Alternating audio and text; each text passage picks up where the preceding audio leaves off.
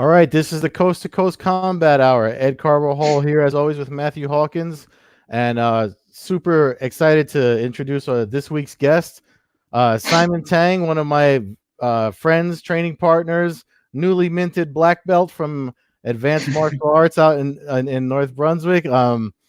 Welcome, Simon. Thanks so much for doing this tonight. Thank you guys for having me on. This is awesome. Just one real quick thing before you jump in, Matt. I just want some background with Simon. If you guys haven't checked out, Simon's got his own YouTube channel.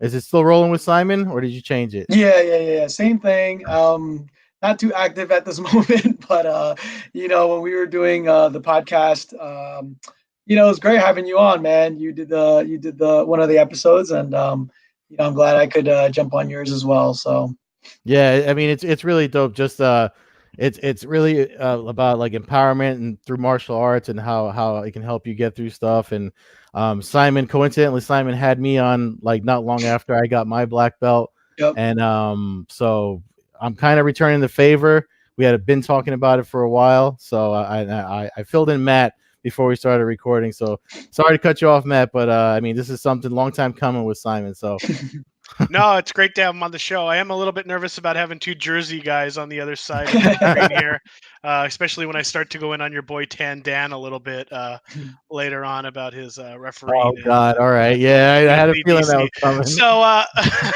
but that'll be interesting when we get to that point. But yeah, other than that, man, exciting weekend of action from boxing, MMA, whatever you want to call Combate, but. A lot of entertainment over the weekend. You were telling me you caught the Joshua Ruiz 2 live from Saudi Arabia with your family on Saturday, huh, Ed? Yeah, it was after training. I think I saw you 2 Saturday after that, right, Simon? Like, didn't we? Were you there Saturday afternoon? I forget. I think so. I might. I was there. I had to run out early though. Yeah, because we see each other it's often but sporadic. So like I'm just used to like the way you see Simon now is the way I imagine him usually before and after class, outside of like him sweating on top of me in his rash guard and locking up my legs or whatever it is. So, but yeah, man. So Joshua Ruiz too. I mean, a lot of people were looking forward to it. Obviously, as my household being a Mexican household, we were disappointed with the outcome. My mom was letting him have it because he was heavier and everything, and then after the fact he let on that he didn't really take it seriously. He was enjoying his newfound fame. I don't know if I can blame him for that or not, but it's kind of like I don't know. What did you think when you guys saw the highlights or whatever you saw? He was definitely way more out of shape than I was expecting. A lot of the pre-fight pictures and photos of him, he looked like he was in shape, so that's what threw it off a little bit. But it's not the first champion in any kind of sport or especially combat sport to get out of shape after getting a chance to taste the fruits of victory and start making that heavy money and see those zeros in your paycheck. So I wasn't super surprised. I honestly didn't think he was going to win this fight. I thought it was something. Joshua's career was basically on the line, which sounds funny for a guy making $80 million to fight. But his reputation was more of what was going to bring him down, not necessarily his lack of talent. Because Ruiz simply could have just had his number, and it might have been that guy in his life who just beats him. But the general public would have ate him alive if he would have suffered like he did in the first fight. Yeah. Regardless, he lost Ruiz. I was still very impressed. This man lasted 12 rounds, and he kept trying to get inside the pocket. He just couldn't get there, But apparently, from a lot of the background I heard about for the first fight, apparently Joshua was hurt. Right, he got really hit bad in a sparring session that made it really hard for him to kind of recover and be 100% for the first fight. So now we have round 2 or whatever, and you see, there's like an excuse afterwards, and it's like a perfect setup for a trilogy, So let's give it, let's run it back. It was a 12-round fight. He didn't really finish him, and all in all, I was incredibly impressed by Ruiz, and Joshua fought very smart. He stayed outside and just kind of chipped them away. That's a good point, Simon, because one of the criticisms people are having about it is that, oh, Joshua ran, and of course when you get like a boxing match of this caliber, that's when you get the casuals coming in, and not for nothing. I mean, we're kind of casuals. I don't watch boxing as often as I watch MMA, although I was hardcore back in the '90s or whatever you want to call it. But people are criticizing Joshua for using his jab and his range and stuff like that. And obviously people are like he wasn't engaging, whatever. But that's kind of part of boxing is the footwork using range. So you really can't get mad at him. And I don't know if I really want to see a part 3 this soon. I would rather see the winner of Deontay Wilder and Tyson Fury from February. Oh, yeah. I'd rather see how Joshua does against one of them. But I don't know if you read any other news afterward. They're already starting the song and dance to avoid that happening from anytime soon. But the alphabet soup of titles in boxing is all going to try to get their guy next lined up for the belt that they promote. So that'll happen. One thing, you mentioned casuals getting involved now. I watch a lot of boxing. I'm not super up to date on everybody's names or pronunciations, but I watch all the big fights, much like probably both of you do. One thing I find amazing to me is that the criticism after Joshua after the first fight was that he basically fought Ruiz like a brawler. Now, if you're fighting a 5'10", 265-pound Mexican dude, you probably don't want to get into a street fight with the guy. I mean, that's it. Especially if you're 6'7" and 245 pounds, and you've got reach and you've got technique on your side. I don't think that's really arguable. So he goes out the first fight, he gets into a street fight, and he gets KO'd, or he gets TKO'd. He really can't answer the bell basically after getting up. And then this fight, he comes out and fights exactly what everybody said he should have done in the first fight. And now he's criticized for being passive and running and pulling a Mayweather. You know what I mean? So it's just, people just don't like guys. I mean, everybody fell in love with Ruiz. I was guilty of it too. We all saw the story. It was cool. You get a chubby looking dude. I mean, we could all kind of, most of us can relate to that, and he kind of came out of nowhere. I didn't know a lot about him prior to the first Joshua fight. So it was kind of that Buster Douglas, just champion that kind of came out of nowhere.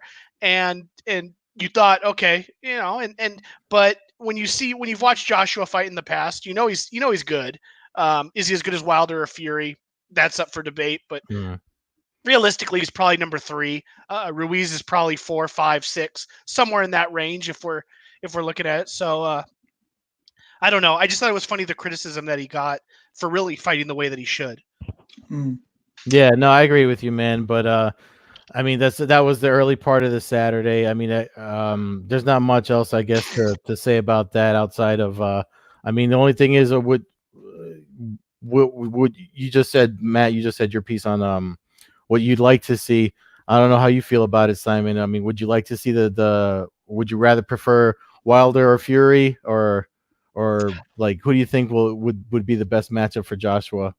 Oh, for Joshua, I mean, that Fury and Deontay Wilder, those are tough matchups. I mean, personally, I wouldn't mind seeing a third one. Just knowing that both of them, had some sort of issue or whatever. But, just to run it back when you talked about the casuals. I mean, when it comes to like this type of stuff, at the end of the day, when it comes to like combat, we're not casuals when it comes to combat, It's like I can watch 2 amateurs fight and 2 pros fight. I'm really there for the technique. I'm really there for the actual just the dance that's going on, So, I mean, personally, I would like to see 3, regardless of what people thought of it. But the only way I would like to see it if both of them are at their peaks. They're really training hard. There's no excuse for overweight and out of shape type of deal, and that they're training, trying not to get injured during training. So yeah, it'd be kind of interesting to see a third match with both of them really prepared. I mean, even to see him run through 12 rounds out of shape is like, that's crazy. So like to see That's what he true. probably could do, within the 12 rounds, and at a good training camp, who knows, man. But yeah, I would like to see the person who's at their top in that sense fight Deontay or Fury. But I mean, in that sense, I would really like to see Wilder and Fury fight again. I mean, that one's way bigger for me. Yeah, it's definitely going to be more entertaining. I mean, Yeah. I mean, it's a good thing. I'm glad you mentioned about us watching for technique and stuff like that, because that's kind of a good segue to move over to the events in Washington, D.C., UFC DC. So I kind of watched that I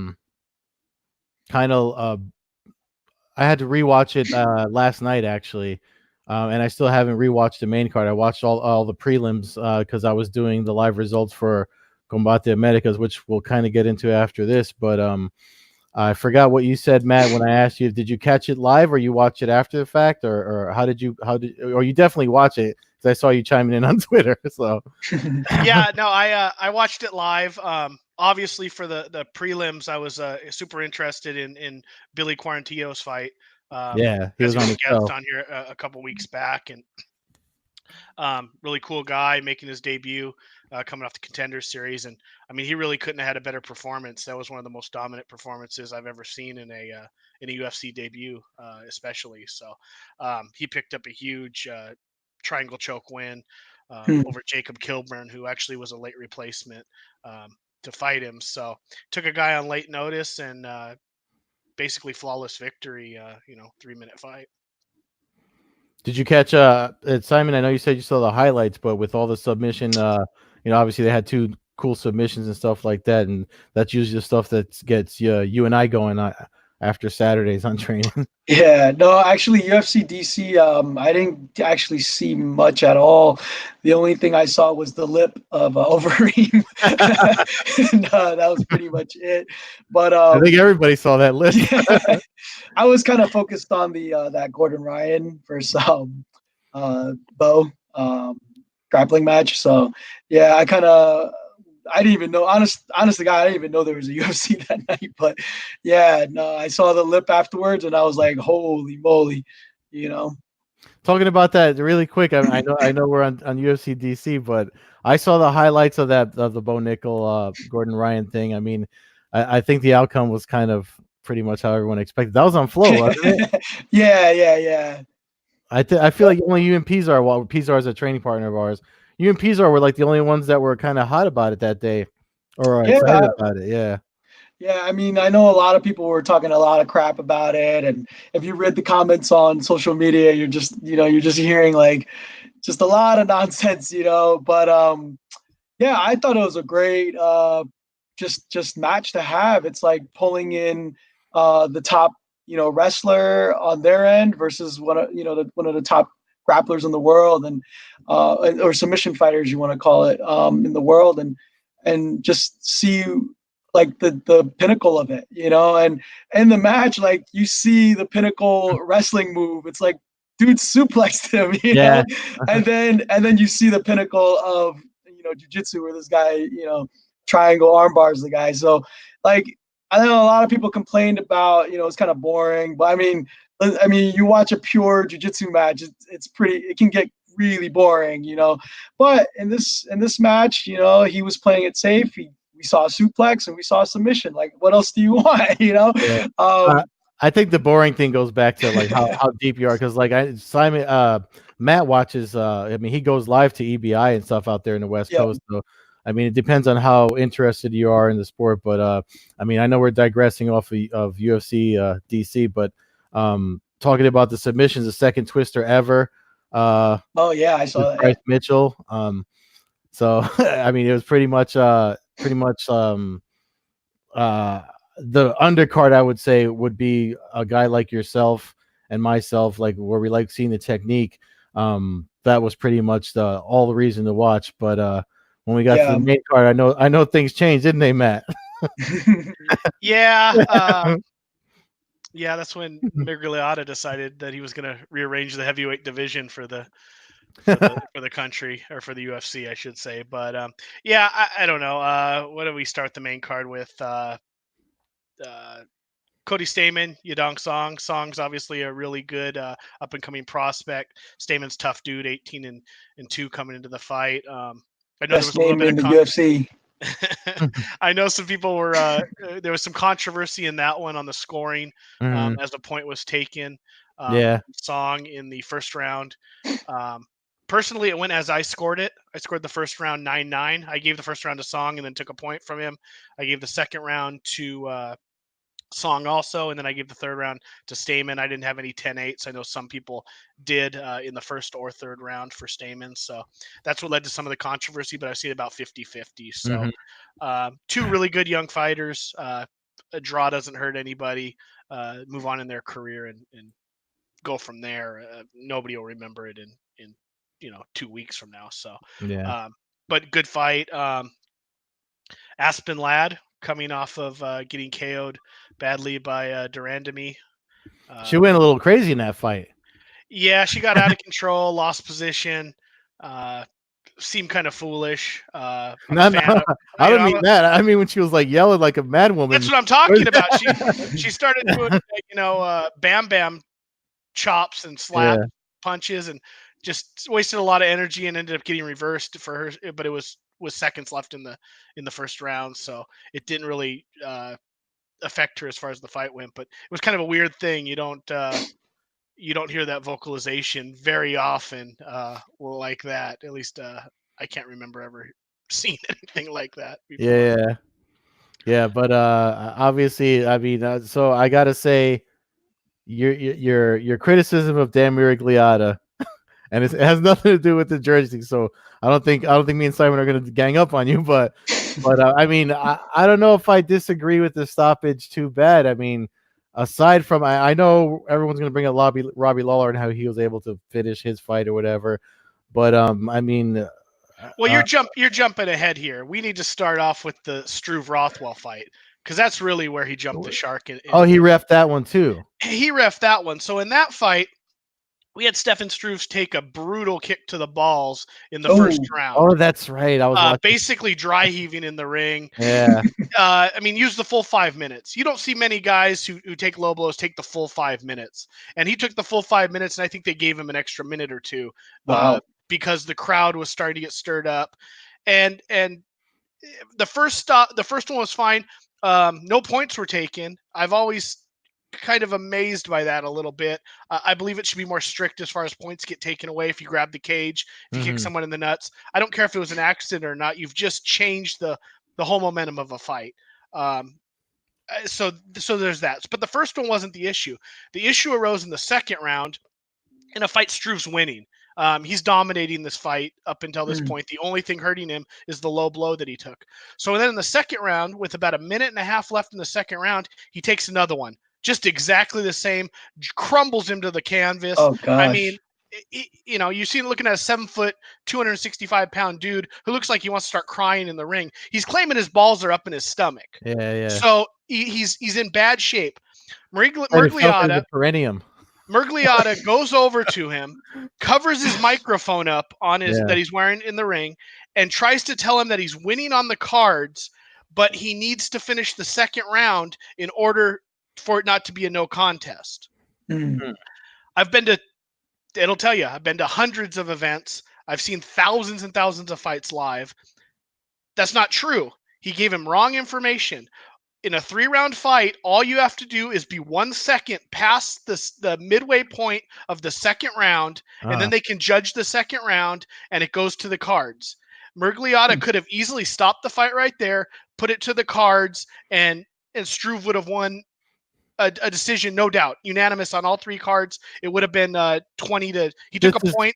This is the one you posted the screenshot of the rules for. I posted screenshot as soon as I saw it. I knew it was wrong, and of course I don't go out and just blast it out because I want to check. So I went to the unified rules, and that's what the rules are. In a 5-round fight, you need to be 2 minutes and 31 seconds into the second round, so that they judge the partial round, and then you get 3 rounds to judge. In a 3-round fight, you have to be 2:31 in the second round, so that they judge the first and the second round. Basically, they just don't want to judge 1 round for a fight. At 1 round, it becomes a no contest. And then after 2.5 minutes of a fight, they score that partial round.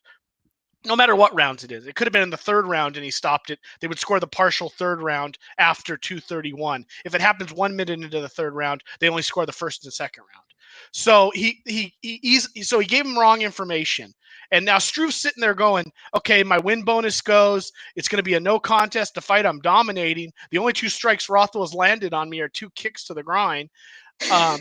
So he gets up again, and Rothwell decides to tell him that he's judging. He gives him his opinion on the cards. He goes, "You're winning both rounds on the cards, in my opinion." Yeah, that's a little sketchy for a ref to. A referee cannot give his opinion on what the cards are. Yeah. He can't influence somebody to keep fighting. That just doesn't work. So then, and I keep rant on this, but so then Struve goes, okay. He goes crazy, Simon. Just so you know, and when someone's back gets going, once I get going about referees, he goes nuts. No, I know they have a tough job, but so anyway, Struve continues in the bout. He just says, okay, let's go. He doesn't use all 5 minutes of this time. I think he uses probably about 3.5 minutes, but he goes, okay, I guess there's a minute left in this round. I've been told it's going to be a no contest if I don't continue. So he gets up, and what does Rothwell do? Rothwell goes in and blasts him and knocks him out 15, 20 seconds later. Yep. Rothwell gets the win. Rothwell gets the double pay. Struve, for all we know, might get cut, and nothing happens to Miragliotta. Now, obviously, I don't know what you could do to the referee in that case.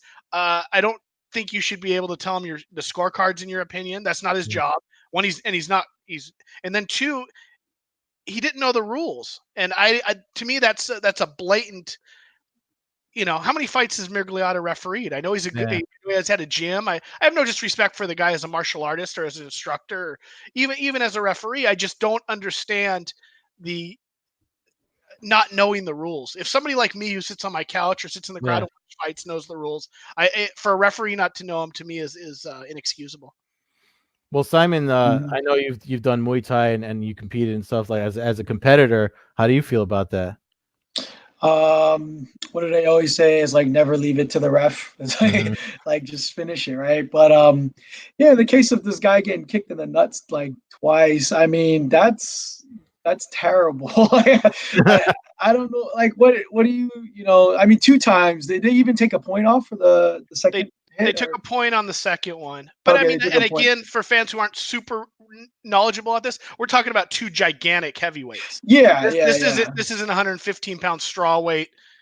This guy crumpled his, this is going to spit up his butt. I mean, his balls. Yeah, this is a sledgehammer to the midsection when somebody like Rothwell's kicking you. So I don't know. I felt bad for Struve because it was a fight he was dominating, and he got up, and even as he got knocked out, he got up and he goes, what the F am I supposed to do? He goes, my body's numb. I can't lift my shoulders now. I feel like my balls are in my stomach. I mean, if you've ever been kicked in the nuts hard, I mean, it's a nauseating experience. Yeah, ref's job is to protect the fighters. I mean, that ultimately they're supposed to protect the fighters. For that very fact, like Struve has taken, I didn't even know he was still fighting, to be honest. I thought, maybe it was time to hang up the gloves. He's taken some bombs, man, where he's had some nasty knockouts. And for this to happen where he's being fed incorrect information, they let the fight to keep going, it's putting him in immediate danger. And then he gets knocked out again. And it's like, this is terrible for his career. This is terrible for his health. It's just not a good look, So, yeah, man, that's not, that's not a good thing. And also some of the blame on that should go to the doctors. If you took illegal knees to the head, they would say you can't. If you took 2 illegal knees to the head, they would stop the fight. They would say that's egregious. For some reason, low blows you get cut. comedian thing, comedy. And somebody like you who's competed in Muay Thai, you don't see that kind of stuff when you watch Lion fight or even Glory and stuff. Those guys know how to kick, and obviously there's some great MMA fighters who are really super technical and good at that. But a lot of guys throw that sloppy, and I just feel like there should be more of a punishment. I don't think you should. Basically, I've always said this: in an MMA fight, you can kick a guy in the groin, you can eye gouge him, and you can grab the cage one time in a fight and not suffer any consequences. And Yeah. I mean, I've jokingly said it. Well, if you're losing a fight, why not just kick the guy in the nuts? I mean, Yeah, seriously, right? they're not going to do anything to you. Yeah, You it's know, true. I mean, short of you lining it up and telegraphing it and making it look like you're I mean, you could easily be kneeing a guy in the rib cage and then just decide, oh, I'm going to leave this one a little low, and and nothing would happen to you. And I mean, when you start talking about, I mean, Struve probably goes from 80,000. You know, if he wins the fight, he probably gets close to 200K, and now he's probably looking at somewhere in the neighborhood of 80 to 100. I mean, that's big money for a guy like you said, who's been basically retired, has had heart issues that apparently are clear, has taken some huge KO losses to guys like Mark Hunt and stuff. It's just a shame. And to see a referee or a doctor not necessarily do their job and kind of influence the fight is what threw me off. So that got me going. Plus, Miragliotta stopped Bigfoot and Fedor. So. Oh, there you go. There's a real issue. So that's so you know, Simon, Matt's a hardcore Fedor fan. Talk about pride never die. Yeah, no, I'm with you on that too. Awesome. So that was that fight.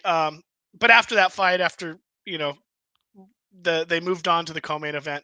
Cynthia Cavillo, she got a fun fight style. She talks a lot of smack on Twitter, and then she misses weight by 6 pounds. I don't know.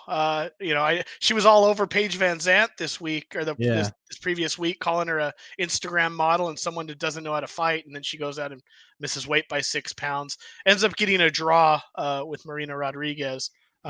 Crazy draws on Saturday night. Pretty like talented across fight. the board, but just I don't know if I said it before we started talking about it. Only reason I was not clear on why I posted the picture of my 2-screen experience because I was doing live results for my MMA news for Combate, which was kind of the undercard was happening when that was happening. So I did see that happen, but I didn't hear or see all that stuff that you said because I had to focus on the Combate event. But yeah, man. I mean, I didn't know that Miragliotta was unclear on the rules. So you're not wrong on that one.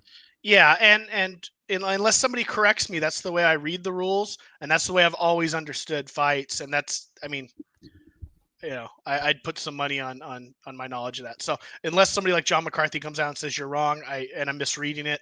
But up until now, I believe that to be the rules 100%, and that's the way I understand the unified rules, reading them online. So that brings us to the main event you were talking about. Rosen struck Overeem. I was kind of getting a chuckle early in this fight because I saw people were booing it. They were calling it boring. Overeem was really fighting kind of the Joshua fight. So I kind of thought it was funny because I saw MMA fans earlier in the day saying they don't watch boxing because of fights like Joshua, boring and technical, you know, and then basically Overeem kind of pulling the MMA version of Joshua, essentially using some grappling against a kickboxer and not necessarily engaging in a firefight. And up until the 4th round, it was working well for him. He was up on all the cards going into the 4th round, 3 rounds to none. The 4th round, a couple of the judges, or at least one of the judges, gave Rosenstruck the round. And then in the 5th round, what led to that, basically his face being mangled or his lip being ripped off his face with like 4 seconds left in the fight. Rosenstruck basically landed like I don't even know what you call it. I mean, he just came full force. It's like an overhand right? It was an overhand right, but he was like, it was like a Superman punch of, I mean, he came, it was everything he had, all his weight coming into it. And he blasted Overeem, sent Overeem flying back, ripped his face open. The stoppage in itself, I don't necessarily have the problem with. The problem with Miragliotta is how he stopped it. He came from the other side of the cage and kind of came running over, and he basically stumbled himself into the middle of the action. not waving the fight off. He didn't come in yelling, stop punching, waving it off. He kind of stumbled his way in. When Rosenstruck punched Overeem, he turned away and walked away like it was a walk-off KO. Mm-hmm. Within about a second, Overeem got up and was on his feet. Was he dazed? Of course. Was he hurt? Stumbling. I mean, there's no doubt he was hurt, but this is MMA. If a guy drops you, the fight should not be over. So Migliotta comes kind of rolling in there, and I believe he touched Rosenstruck like on the shoulder as Rosenstruck was kind of walking away. So the minute he touches him, he's kind of put himself behind the 8 ball, because at that point, he's basically dedicating to have to stop the fight. So then he kind of stumbles a little more forward into Overeem, and then it's like there's a minute or a second or two of where it's like, well, is he stopping it? And then all of a sudden it's like he looked at Overeem and then stops the fight. He stumbled in there. I don't know if his goal was to stop the fight or just to look at what was happening, and he kind of just rolled his body into the action and forced himself to stop it. Second of all, where are the doctors? Aren't the doctors supposed to stop? Have you ever seen a referee stop a fight due to a cut without calling a doctor into the ring to look at it? So that's a cute excuse, but that's not legitimate excuse. That was him getting in there and being like, oh shit, what can I do? I touched both fighters now. I'm in between both fighters now. The other fighter's 30 feet away on the other side of the octagon celebrating like he won a fight. There's 3 seconds left. I'm an Overeem fan, so I'm not going to lie. I was rooting for him. So there's no doubt I have a little bit of bias when it comes to that, but I just don't like to see. I hate to see fights end like that. You had a heavyweight fight. To me, the correct way that fight should have finished is Overeem getting on his feet, Rosenstruck realizing that this is MMA, this isn't kickbox, this isn't glory, you got to finish your opponent off. There should be a bit of learning curve for him where he realizes, I just walked away from a knockdown. You can't do that in MMA. You shouldn't be able to do that in MMA and have it be. You shouldn't be able to influence the referee. I know Mark Hunt's done it. I think Mark Hunt did it in the Frank Mir fight, where it was kind of like, well, Mir's dropped and he's obviously wobbled, but he had been dropped 3 or 4 times, I think, prior to the final one. I don't know. It's mixed because he got blasted. I have no issue with the stop. If he would have came in from the far distance waving it off, I would have been like, okay. But for him just to get in the action and there be confusion, because the announcers didn't even know if the fight was over or if the round had ended. No, we were all confused. But did you say you caught the highlights, Simon, or like what was your stoppage? No, I just saw on Facebook just this lip, and I was just like, oh. So, yeah, I haven't had a chance to like run that back, but yeah, I like to watch it again. I mean, I've been a big Overeem fan ever since he fought in K1, and just his fighting style, his Dutch kickboxing background, like that's like something that I really love and admire, like just love to watch in terms of technique. But yeah, I mean, he's also taken some terrible KOs in his MMA career, and he's probably fighting different now because he can't go in there and take another shot like that. It's probably better for him to stay on the outside. So just to go back to that comment where people were booing and stuff, like your casual everyday watcher doesn't understand. You got to protect yourself. You got to kind of dance, man. You got to make sure you don't end up talking with a lisp like 10 years later, but yeah, he's taking some damage. So yeah, just to see this happen and him getting hit the way he did and then having that lip, it's like, man, who knows what's next after this. But yeah, I'm gonna run the fight back and watch it from beginning to end.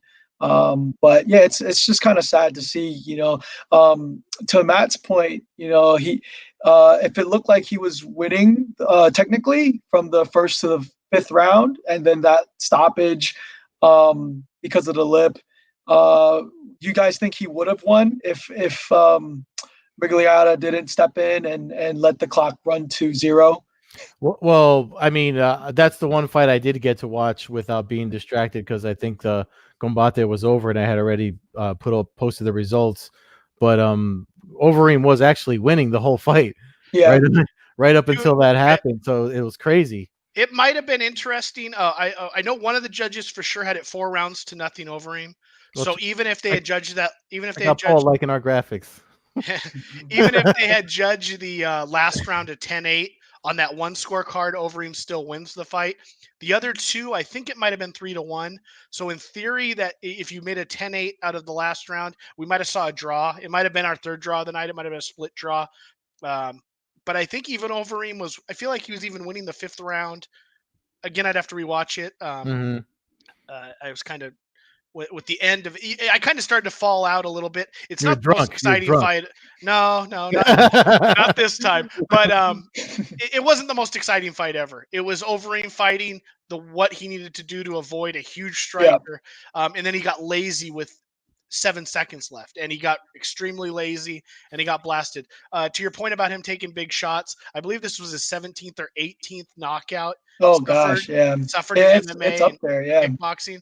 Not many guys in the top shelf of combat sports have suffered more. So it's definitely getting close to that time. I don't think he's. I know he obviously wanted that shot at the heavyweight title. I don't think that's happening. I think there's just too many big killers right now that are a little bit more fresh in their career. A lot of young guys, man. Coming up. Talking about young guys. I mean, I don't know why this jumped in my head, Simon, but in one of your kickboxing fights, didn't you throw out your shoulder in the middle of a fight once? Oh, that was my MMA fight. So yeah, I mean, in the second round, I mean, I've always had shoulder issues. And then after the fight, I ended up finding out that I had like a Bankart lesion and a slap tear in my right arm. So I was fighting with one arm, and then I throw, a cross, and then my shoulder pops out, and I'm like, oh, and I pop it back in during the match, and then after that, I'm just throwing jabs, But did that get stopped, or did you stop? No. I kept going. I lost in a decision. I couldn't stop the guy's takedowns.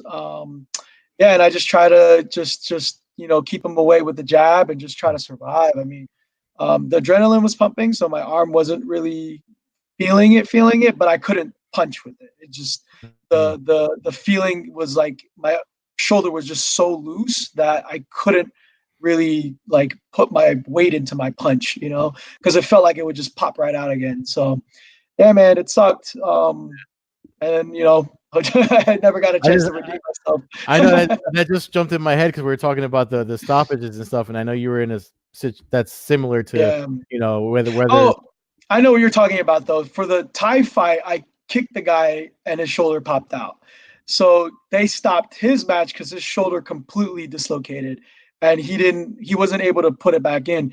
He actually had to get he went to the hospital straight after the ambulance took him straight to the hospital after that. Yeah, it was a wild night, man. So the mother was yelling at, she was screaming, like, where's that boy? And I just ran out of there.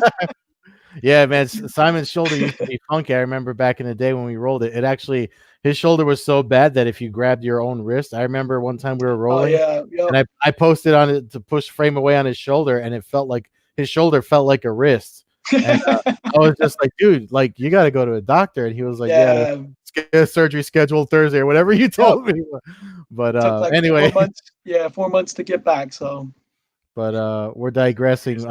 Obviously, so there was another event that night. I might have been the only one of us three to watch in its entirety, but Combate Americas had the and I know you're partial to Ortiz, Matt, so maybe if I don't know if you watch the highlights or whatever, but before we talk about the whole thing with Tito Ortiz and Alberto Rodriguez, I do have to say that I think that undercard was actually electrifying. The finishes were there was like the first 4 fights. I think there was a majority draw on that card too. There was a robbery in my opinion, but the undercard as a whole, if you haven't seen that Levy Marroquin versus the guy they called him Bully Bear, or I forget Gonzalez's full name, but that match was probably the best fight because it was only one round, but it went to Marroquin wound up submitting the guy, but he almost lost the fight. And if you guys don't know about Levy Marroquin, he was their first like one night tournament winner. But the undercard was great, and I feel like it was overshadowed by the whole Tito Ortiz, Alberto Rodriguez thing. I know you need names to bring in eyeballs to events like that, but I mean, I think it's time Combate, especially with their Access TV deal. I think it's time for them to just pick up, start featuring more of their younger up and coming guys. Yeah, I mean, I caught the I had two TVs going, but it was just to kind of monitor the initial fights on Combate. It's they're in an interesting situation because they do have some really good prospects, but they're just not that deep. I mean, I know Ray Trujillo's been around a long time. I've seen him fight live before at events. But when you put a guy in a pay-per-view who's 24 and 27, you're gonna kind of start to. I don't. The price point was a little high for me. I don't know how many people actually paid $30 for the card. So I don't know. Maybe they got pro wrestling fans to tune in to watch Alberto Del Rio Rodriguez, whatever he was necessarily kind of. But I don't know. They got something going. I know Trevor Wells, who we've talked about on the show, who just competed. He had nothing but really good things to say about the show. He said there was a good crowd. Not this event, but the Fresno event. But on the 22nd, I believe, of November. So he didn't have anything bad to say about the show. He said everybody there was professional and the crowd. So that's my only thing, because initially when Combate was kind of getting off the ground, you would watch it and there would be literally like 15 people in the crowd. So not that that's necessarily how they make their money, but that's kind of how you get the word of mouth going. You want to go to a town and have that town be interested to show up to your fight. So that's a good thing for them. You said I'm partial to Tito. I'm a Tito Ortiz fan. I have been since UFC 13. I haven't always rooted for him. There's been fights I didn't root for him. I didn't root for him against Vitor Belfort. I have other fighters that I've always been huge fans of. And it's dependent on necessarily where they're at in their career. But when I see people call him stupid, it blows my mind. He probably made more money than anybody fighting on the entire UFC card to fight a pro wrestler. This is prize fighting, and a 43-year-old guy just got paid probably somewhere in the neighborhood of $700,000 to fight a pro wrestler who hasn't fought in 9 years. If that's not genius, I don't know what it is. I mean, if somebody wanted to give Colby Covington $1 million to fight CM Punk, you'd be an idiot not to take it.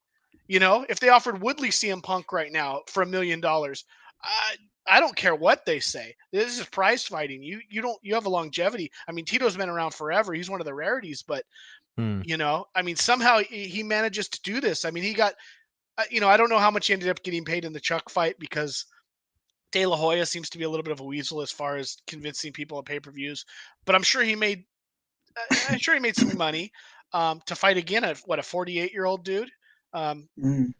He's 4-1 or 5-1 in his last handful of fights. Sonnen can go on Twitter and complain all he wants, but Sonnen tapped out to him. And maybe they're going to have another fight and make a bunch of money, but it just seems to me that people cannot like Tito, but to call him stupid, maybe he's not the most eloquent dude, and he says some funny ass shit that comes out wrong, but it seems to me the stupid people are the people fighting for $20,000 on a UFC card, but that's just me. Well, what's your take, Simon, as a young up and comer yourself that's trying to get a few fights in him before he gets the third surgery? Hey man, it's like the question is it worth getting beat up, man? You're getting paid. I mean, I know the UFC's changed the contract situation with the whole Reebok and whatnot, and no more direct sponsors. So that's a huge pay cut, and at some point it's like, is this worth it? Maybe the fame's worth it for you, or chasing that limelight or whatever it is, but hey man, if you can get that prize fight, dude, like go for it. You know, it's like you just need that one fight, and then for the rest of your life you can retire. You know, Yeah. too many guys, it's like, you know, they fight and then they retire and they have nothing. You know, they never invested their money, they never bought any Bitcoin, you know, or whatever it is. You know, and you know, it's sad, man. It really Yeah. is sad to see people not managing their money well. Um, you know, but you know, if you can get it, get it. You know, get that 700K from fighting a WWE guy. You know, if you can, why not? You know. Yeah, I mean, he got paid a ton of money. I mean, honestly, Ed, you would probably beat Del Rio. I mean, let's be honest here. Oh yeah. You know, you're what, a 200 Why, pound. why you got to call me out like I'm the No, guy? I'm not calling you out. I'm just pointing out the fact that I mean, you're gonna beat Del Rio. You're not gonna beat Tito Ortiz. You know, I mean, I feel like Tito Ortiz is mad strong. He probably hurt me. you know, and he's a lot bigger I don't than know, you. man. It's sneaky, bro. I mean, I get it. Maybe in a submission match we can start talking, but I'm just saying that, like, that's kind of where you talk about getting money, and there's no disrespect to the guys that are grinding away for smaller money. Yeah. But if you've had 5 or 6 fights in the UFC and you're fighting on them, I mean, hate to go back to the card, but you know, we're going to see what the payouts. The payouts have probably been released. There's going to be some people that are criminally underpaid for an Yeah. organization that's worth billions and billions of dollars. And then they have to split that money with their team and their Correct. gym and their manager. It's kind of ridiculous. You know, and that goes back. I finally got a chance to go back and catch the Tito Ortiz Liddell 30 for 30. I know I had talked about it, and obviously great. I lived through it, so I kind of I knew most of what was going on, but I had heard some biases and stuff, and you know, you either think Tito Ortiz is a complete liar, or you take him for his word, and you say it's about money. And as his career's gone on, it's hard to not to believe that, like, him initially ducking quote unquote Liddell was for money. If you know, and it seems to me that he was right. I mean, at that time, that was the biggest fight UFC could ever make, and for him and Liddell to make $150,000 each on a pay-per-view where they sold, you know, 1 million pay-per-views at $60 a pop, and then they sold out 15,000 seats at Mandalay Bay. Crazy. And I mean, to me, Tito, I mean, he's sitting on the show going, "Hey, I'm sitting out. I'm giving up my belt. They're creating an interim belt. I want, you know." So it's hard for me to necessarily not kind of take his word for it. Was Liddell not the guy he wanted to fight? Perhaps, but you know, that's a story for another day. But I just find the guy to be a great businessman, and that's something that should be appreciated by all MMA fighters.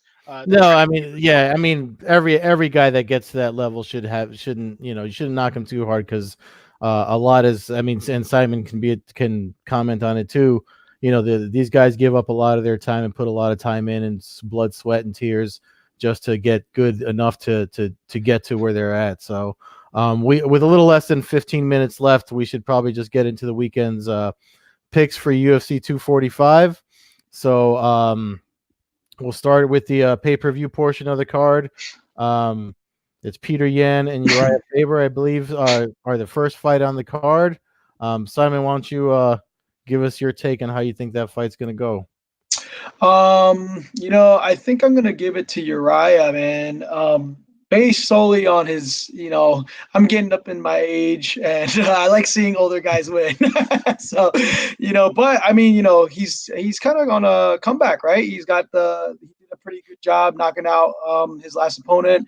Before that, he won a decision. So it seems like his training's kicking up a little bit, or something's just changed. You know, maybe something within his training, or who knows. But yeah, I mean, he's still got some fire in that tank, man, and he's definitely got that experience that he's been fighting for a really, really long time. So I'm gonna give it to Uriah. Yeah, I mean, I'll be coming out from California, bringing that California love out there to Vegas for the event this weekend. But I'd love to see Faber win. I just I don't know if I can fall in love with that idea yet. You know, wow.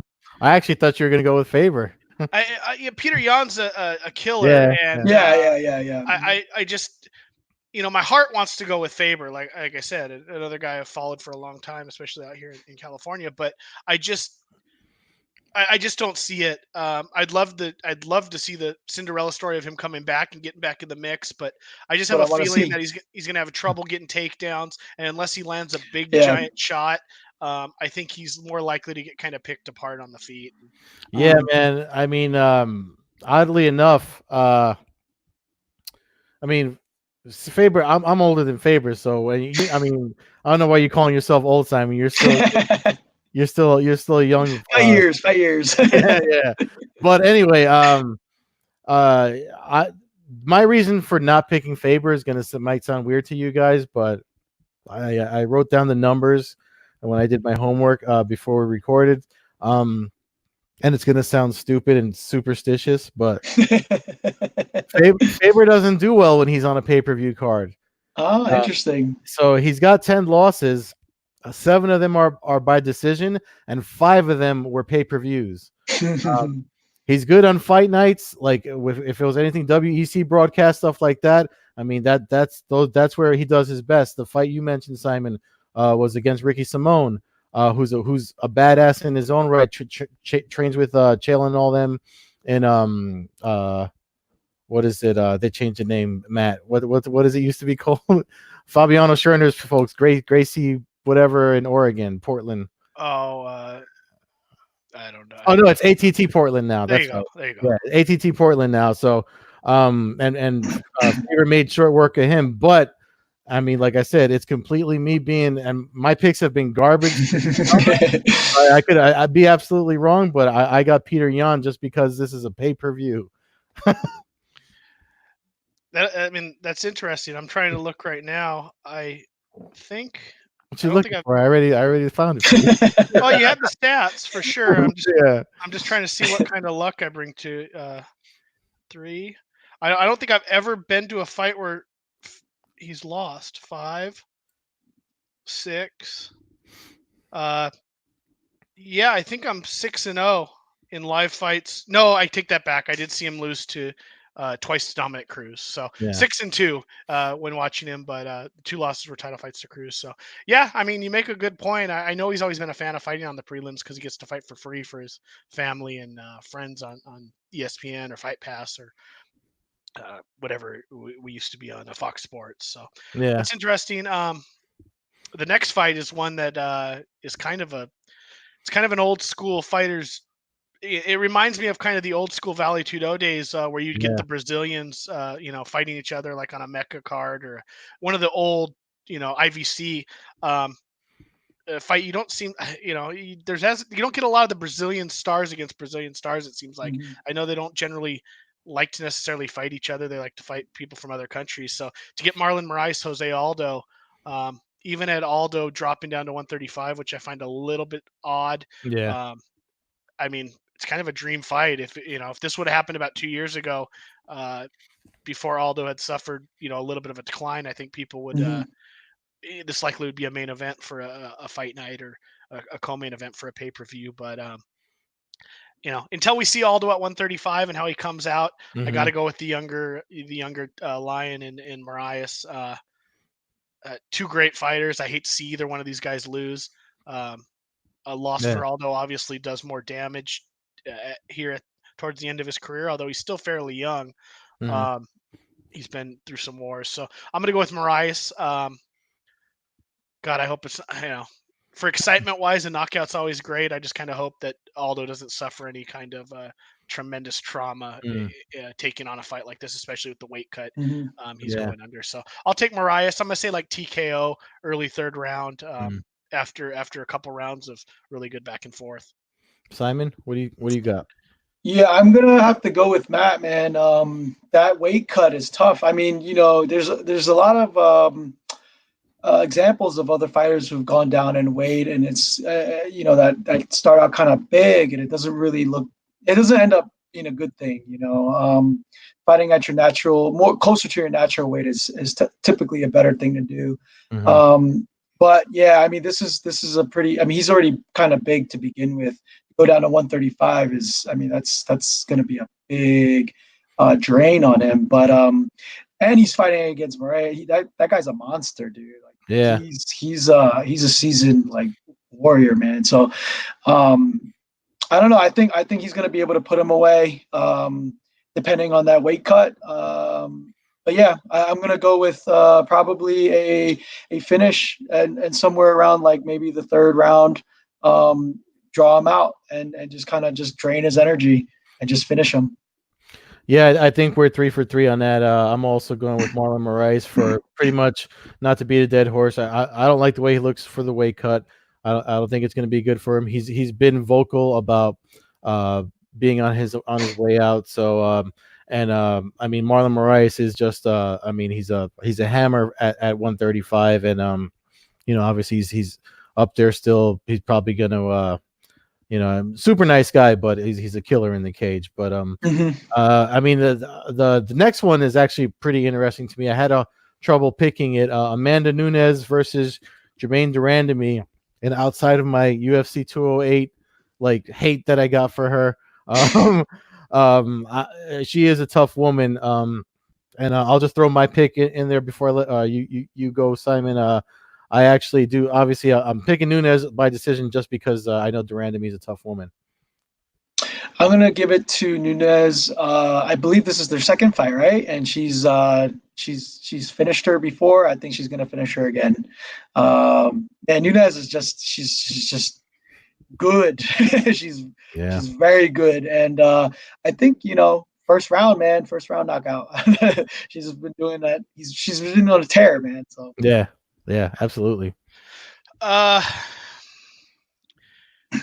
Kind of up in the air on this. I might actually place a small bet on Durandamy because it seems like the odds are pretty. I think Nunes is somewhere around like a 500 favorite or something. But oh wow, oh yeah.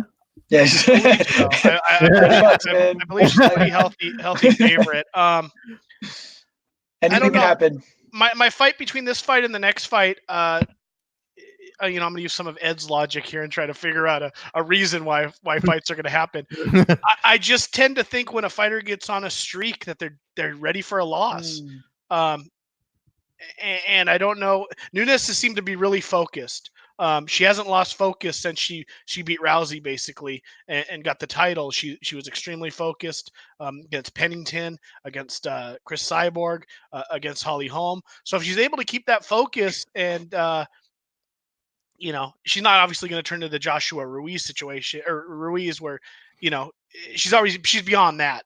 But I just wonder if at some point it gets to you a little bit and you get a little lazy and it's MMA, man. Everybody loses. So I'm going to go with Nunes. I don't think it'll go 5 rounds. I think she'll probably win, but it wouldn't surprise me in the least bit if Durandamy hits her and if not is able to get a finish, gets that crowd buzzing a little bit. Because I think Durandamy is a really good matchup for her. I know Nunes finished her the first time in like the first round, but I feel like there's something here. I think Durandamy, even though she went through the issue with Cyborg giving up the belt, is at a level of confidence right now that she really didn't have earlier in her initial stint with the UFC when she got in there. So I'll go with the Nunes, but I think this is going to be a closer fight than a lot of people are giving it a chance to be. Funny you mentioned my logic and everything because the co-main with Max Holloway and Alexander Volkanovski, your thing about the streak is kind of I mean, although I know outside of his own weight class, Holloway did suffer the loss when he tried to change, but and I know I was wrong the last time I said this on this podcast because he wound up looking super great in his own fight when he defended afterward. But I just feel like I mean, I still think that the way Holloway fights, he takes a lot of damage, and you know, Volkanovski's that's a tough customer. Yeah, so I'm actually gonna I got Volkanovski in the co-main event. What do you got, Simon? This is a tough one, man. Holloway, he's got the reach, he's got the hands, he has the ability to keep him away, and he has volume. He can just keep putting that pressure on and keeping him away. And he's fought guys like Alexander before, you know. So it's a very tough call because for when you fight guys like Alex, it's like well, all it just takes is one punch, right? What was it that Deontay Wilder saying? It's like, you need to be perfect for 12 rounds. I just need to be perfect for 1 second, right? Yeah.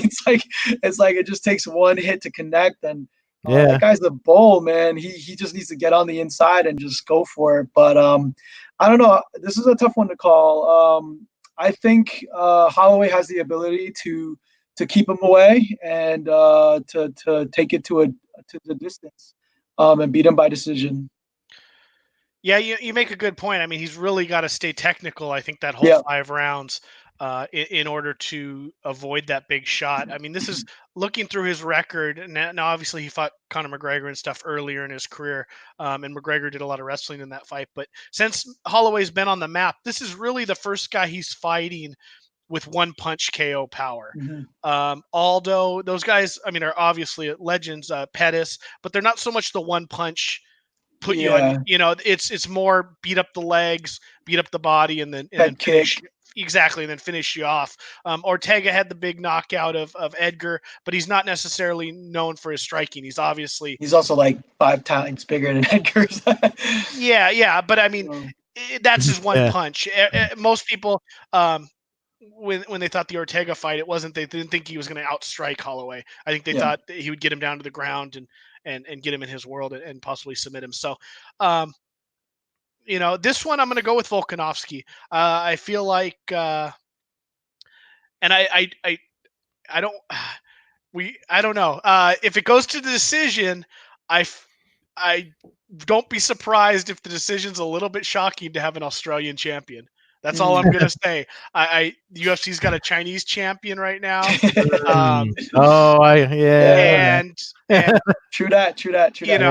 I'm not saying that there's a work or any kind of stuff like that, but it just wouldn't shock me if we saw some kind of split decision and it go Volkanovski's way, and it sets up a stadium show in Australia for a rematch. Oh God, that's true.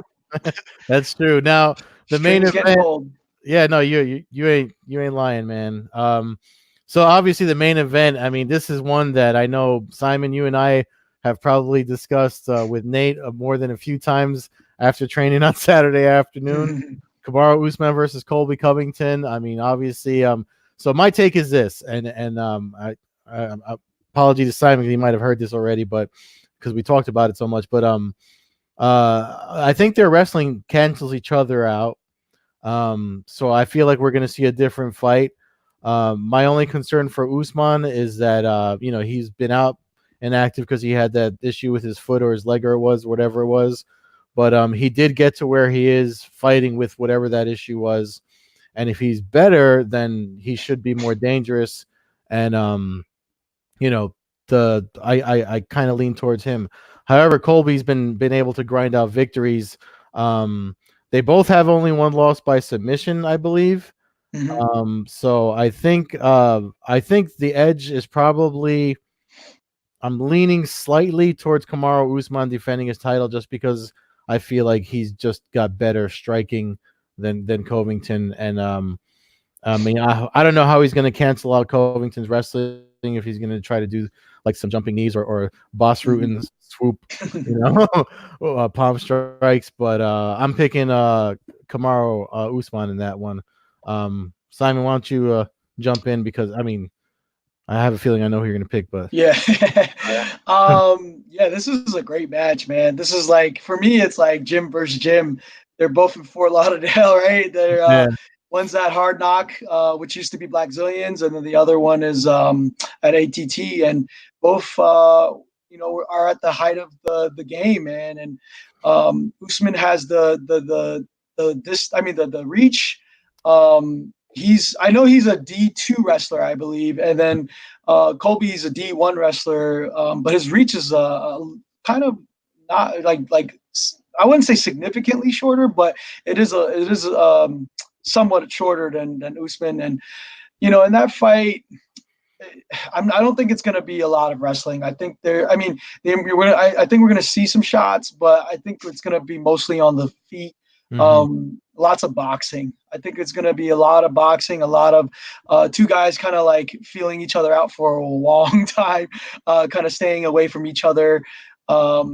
Yeah, and possibly go to decision. And I think Usman will edge him out as long as the injury is good and he's training with Hoof, man. Wait, no, what's his name?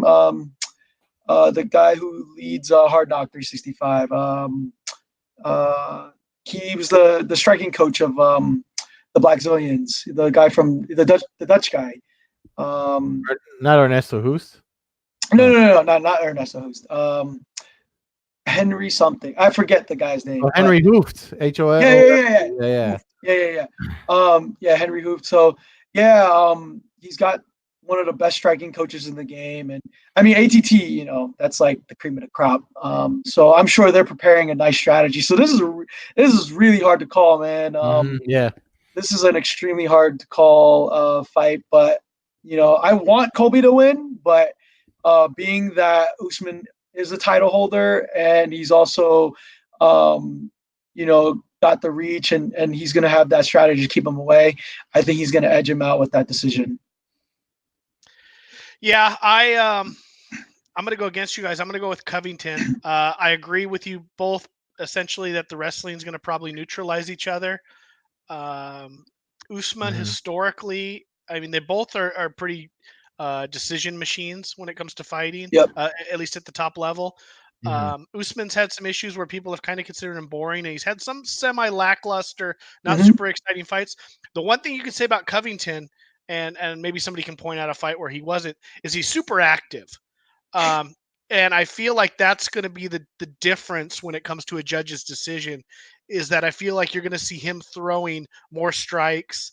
Even if he doesn't necessarily land more, I feel like he's going to be the more active fighter. And that's going to kind of sway the momentum of the fight. I feel like now it's going to come down to who takes the center of the cage. Whoever's backing up is going to be losing this fight. I don't think we're going to see anybody back up in this fight and win a decision. Barring somebody landing something big, but neither of these guys have giant single one punch punching power. I mean, I'm sure if Usman clocks you, you're probably feeling it, but I don't see. I just feel like Covington's the active fighter. I feel like Covington might be the more hungry fighter. Maybe that's just because he talks more, and Usman's pretty quiet when it comes to, if it's not Ben Askren, he's not really like, seems like he's getting into big back and forth with people. I feel like Covington has more to lose in this fight. As far as I guess his reputation, he's kind of at a weird point right now. I know a lot of people don't like the way he promotes himself. Marketing, man. I don't mind it. I don't mind it in the least bit. I think it's funny, and funny. I don't take any like this shit too seriously. No. So I just brush it off. Whether he says something that offends me or offends somebody else, well, you know what? They're fighters. They're going into a damn cage to fight. Let's brush it off. Nobody's saying these people are Mother Teresa's. You don't like the guy, you don't like the guy, but you're either rooting for him to win or you're rooting for him to lose. So I have no problem with the way he's promoted himself, and the interview he just gave, he talked about how that got him a new contract, and now he's making more money than he's ever made before. So making the right moves. Yeah, I mean, it goes back to the business side of this. Everybody wants to see everybody follow the book and just keep fighting and fight 32 times a year, and you got to make money. You don't have a lot of time, but I'm not going to go off another rant here. I'll go with Covington by decision. I think just being more active. I think it could be a controversial one where Usman's fans disagree with it. And this could be something where we see a little bit of a rivalry here, and we see another fight or two down the line between these guys, because I don't see a lot of people in the welterweight division that are super threats to either one of these.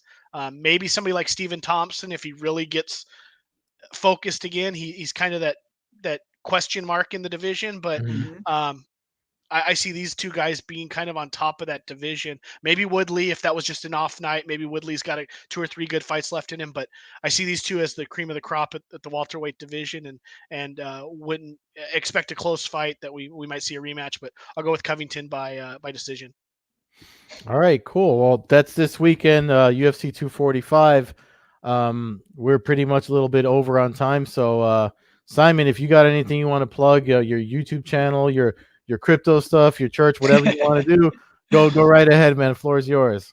Nah, man. I just first thing I just want to thank you guys for having me on. This was a really good time. I don't really have much to promote right now, man. I'm just like living my life and trying to get things together and get the ball rolling.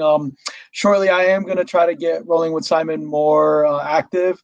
So yeah, in terms of crypto, if you guys see me, I've been looking like left or right a little bit. I've been kind of checking the prices on Bitcoin as we've been doing this, and there's been a lot of activity. So I know you guys had those guys on Litecoin on, Yeah. so that was really cool. I was able to listen to that, but yeah, man, stay. I just want to say, everybody listening, take care of your money. Just stay like, be careful. It's going to be a crazy world, man. But yeah, just everything's been great, and I just really appreciate this. Yeah, thanks for coming on, man. And from me, have a happy holidays and Merry Yeah. Christmas and all that other stuff. And again, congratulations on your black belt. That's Thank you, something to man. be proud of. Yes, sir, Absolutely. man. Definitely deserved it. Kid's a killer, but also super nice. Why don't you take us out, Matt? Tell them where they can follow us. Fans can follow us on Twitter at Combat Hour, Coast-to-Coast Combat Hour on Instagram. Follow myself at MMA Hawk 21 on Twitter and Instagram. You can follow Ed at Carbazol on Twitter and Carbeerzol on Instagram. I believe we're going to have Ray Robles to get us caught up on the submission world next Tuesday night. So look forward to that. And till then, man, I'll talk to you from Vegas over the weekend, Ed. Yes, sir. Looking forward to seeing your pictures. All right. Have a good night. Take care, fellas. You too. All right.